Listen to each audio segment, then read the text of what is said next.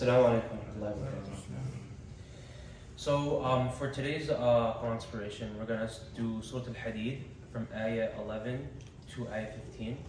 In this surah, kind of describes the Muslimin, the Mu'mineen, and the Munafiqeen, the Kuffar, and a conversation they're going to try to have between the Munafiqeen and the Muslimin, and Allah subhanahu wa ta'ala's response to that conversation. So, as usual, I'm going to read the ayat first, and then the little translation of the ayat, and then their meanings and implications as much as possible. But I always urge everyone on their own time to go listen to the tafsir, because there really is a lot that I can't cover in like 10-15 minutes. So, أعوذ بالله من الشيطان الرجيم بسم الله الرحمن الرحيم من ذا الذي يقرض الله قرضا حسنا فيضاعفه له وله أجر كريم يوم ترى المؤمنين والمؤمنات يسعى نورهم بين أيديهم وبأيمانهم بشراكم اليوم جنات تجري من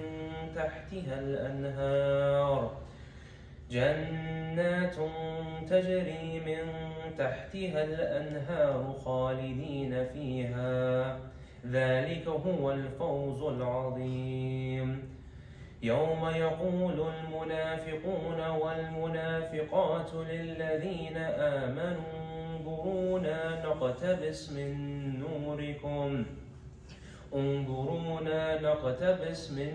نوركم قيل ارجعوا وراءكم فالتمسوا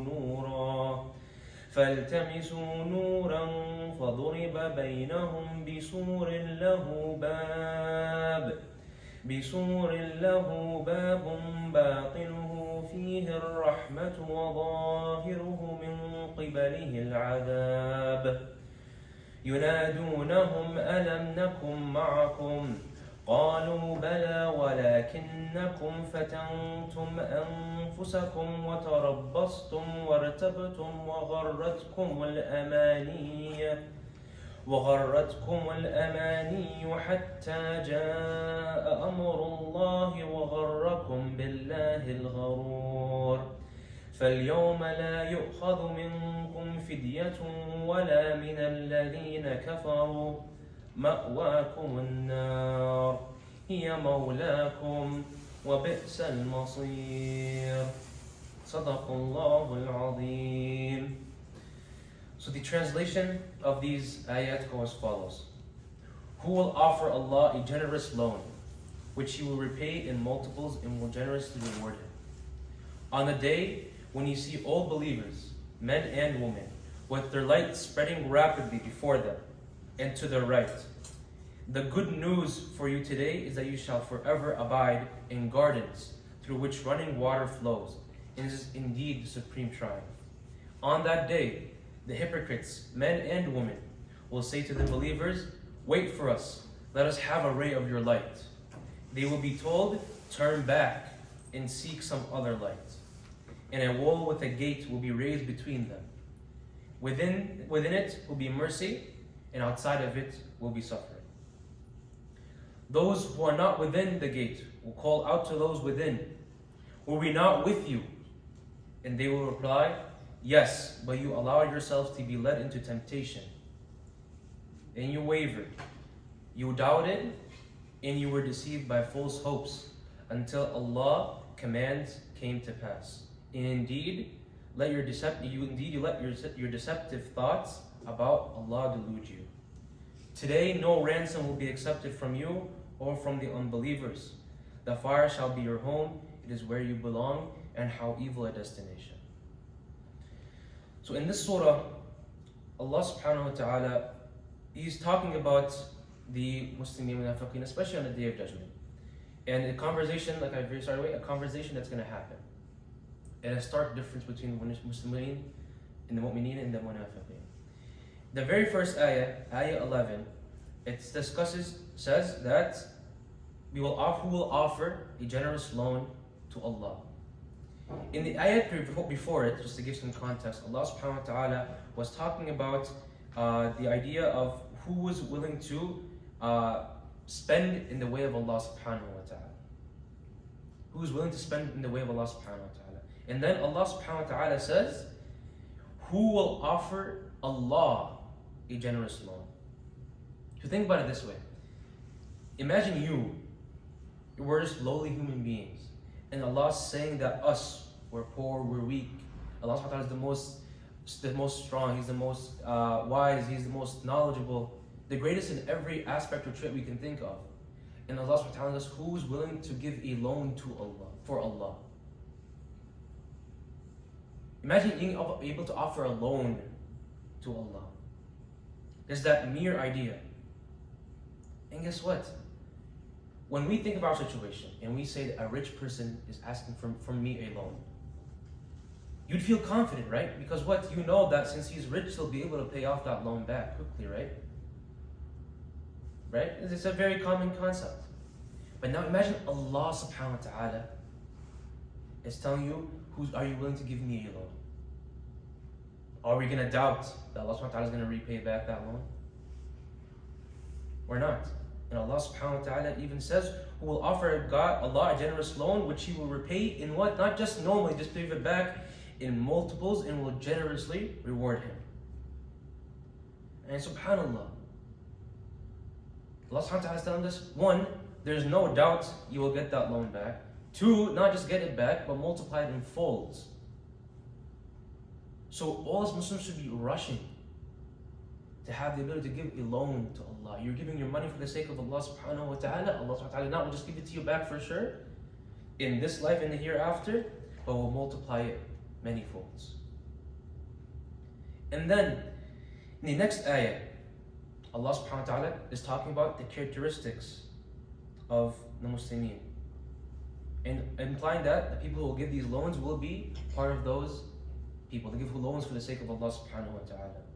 On the day when you will see all believers, men and women, with their light spreading rapidly before them and to their right. And imagine that. On the day when your light will be spreading all around.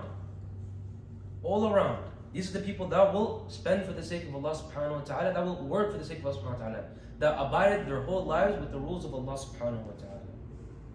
And Allah subhanahu wa ta'ala continues in that ayah and says that the good news for you today is that you shall forever abide in gardens through which running waters flow. And this is indeed the supreme triumph. This is Allah subhanahu wa ta'ala gives us a very small description of Jannah, telling us that in Jannah there will be running waters flowing continuously. And if you think about it nowadays, water is the most scarce, not the most scarce, but the most important thing we have nowadays. If we don't have water, you won't survive. And there will be continuous waters. And this water, specifically in other ayat, will say that it's so clear and so refreshing, just one sip is enough to satisfy your thirst. And Allah says that this will continue. And guess what? It's forever. Jannah is forever. And this is the most supreme, the best triumph, the best reward you can ever have. And then though, Allah subhanahu wa ta'ala compares it. No, contrast, sorry. So it's the opposite. And He says, on that day, the next ayah, on that day the hypocrites, men and women, will say to the believers, wait for us. Let us have a ray of your light. And they will be told, turn back and seek some other light. A wall with a gate will be raised between them. Within it will be mercy, and outside will be suffering. So think about this. The munafiqeen, Allah subhanahu wa ta'ala describes them, we know from the seerah of the Prophet Muhammad sallallahu alaihi wasallam, is that what? They would conspire, they would hide the stuff, they hide their Islam, in what? In the dark, when they were alone, when no one's watching them. And now they're asking, can we enjoy a ray of your light? So just think about it. It just adds on to the eloquence of the Qur'an. How it's able to small different nuances. It shows how this can't be the words of a human. Allah is even implying the fact that they used to conspire in the dark, in the darkness, in the day of judgment. So how dare they come and ask, can we have some of your light? And then Allah subhanahu wa ta'ala in that same ayah, when He says turn back and seek some other light, it's given in what it seems to be given in a kind of a sarcastic manner. It's like what? Because in their first lives, when they were engaged in hypocrisy, not listening to Allah subhanahu wa ta'ala, again, they what? Conspire in the dark. So it seems ironic, they're asking, let us have some of your light. And these are the people that what? We know what the hypocrites are the people that on the outside, they show their Islam, they show off that they're Muslim, but on their own times, amongst the people that they can confide in, they disobey Allah subhanahu wa ta'ala in many different ways. And then Allah subhanahu wa ta'ala makes it clear and says what? They are told to go back, and what happens? There is what? A bab. There is a door, a gate that will be put between the Muslimin and the Munafiqeen, the Mu'mineen and the Munafiqeen. A gate will be put in between them, in which what? Inside that gate will be mercy, Jannah, happiness, the thing that we tried so hard in this life to obey Allah subhanahu wa ta'ala to achieve, our whole goal and objective in this life. And outside of it will be what? Suffering, Jahannam, the thing that we tried so hard to stay away from, to avoid. And then the next ayah, and it says that those outside of that gate, those without the mercy of Allah subhanahu wa ta'ala, will call out to those within, inside that gate, that alhamdulillah, got the mercy of Allah subhanahu wa ta'ala and able to enter Jannah. And then they will say what? Were we not with you? Weren't we living with you, talking with you, engaging with you? Because remember, the hypocrites, you don't know who they are. You don't know who they are in this life. Weren't we engaging with you? You were my friend, you were this, you were that. But what? They say, yes, you were, but you allowed yourselves to be led into what? Temptation.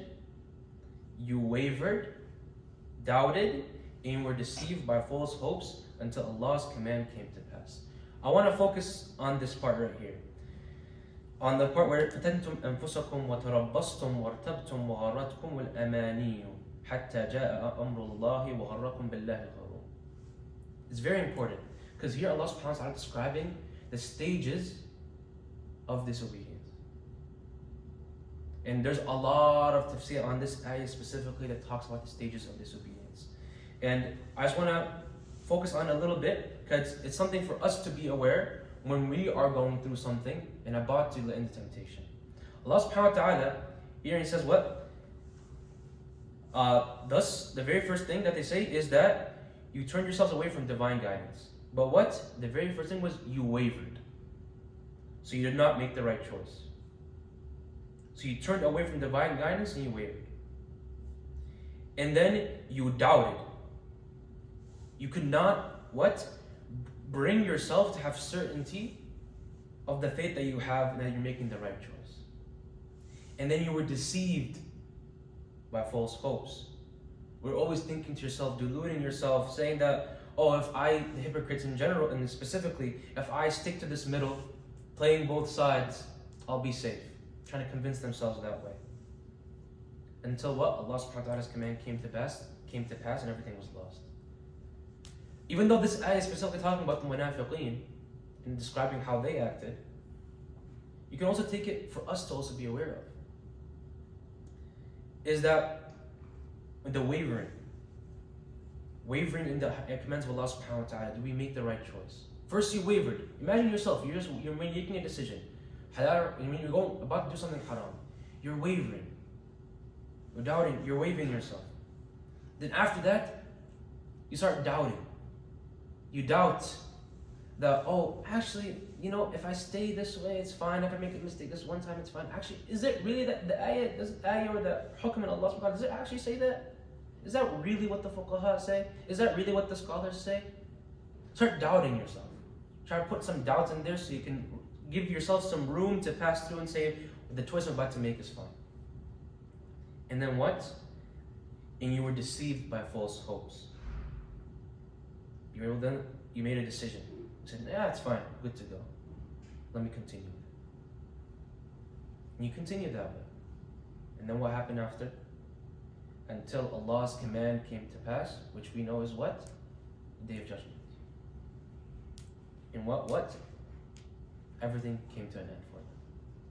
And guess what? That gate, the munafiqeen, they used to be within us. You couldn't tell them apart. We didn't know who they were. But on that Day of Judgment, they will be made so clear. A gate will come between us, and you know who's the munafiq and who's the Muslim, who's the mu'min.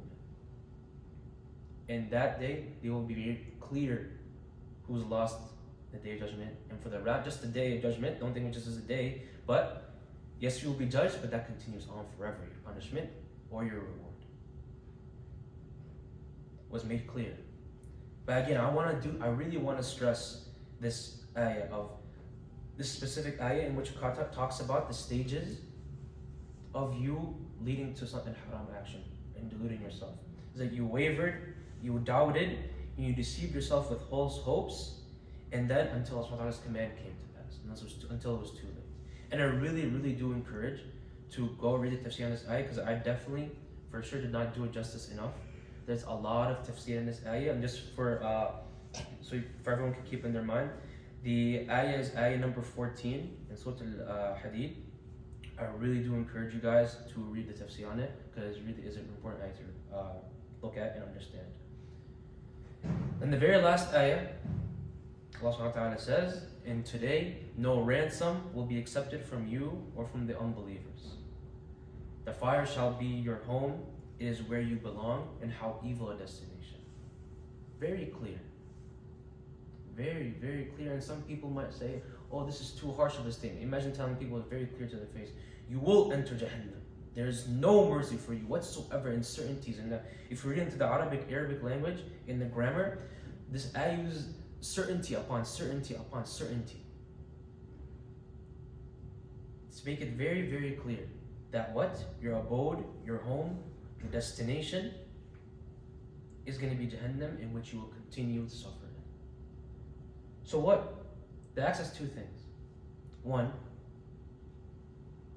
it's fear, so that we make sure that we're not part of these people, that we don't achieve that we don't reach that destination, that home. And two, actually, it gives us a feeling that Allah subhanahu wa ta'ala is actually the just. He's not blind. He sees what people do right and sees what people do wrong. So it gives us confidence that if I do what Allah subhanahu wa ta'ala wants me to do, I won't get this. There's two ways to look at it, and both are very important. And both will help you in a time of difficulty in a different way. So inshallah, let us take these ayat, understand them. And again, I'm going to keep emphasizing this, but I do not do justice at all to this tafsir of the ayat. Literally 10-15 minutes are not enough at all whatsoever. And these are only I think 5 ayat of Al-Hadid out of many others. And everything is in context of each other in the Qur'an. So I really, really, really do recommend everyone to go and read, understand them more. But here, this is just to incite us to go and read and understand the Qur'an more, inshallah. Are there any questions or comments?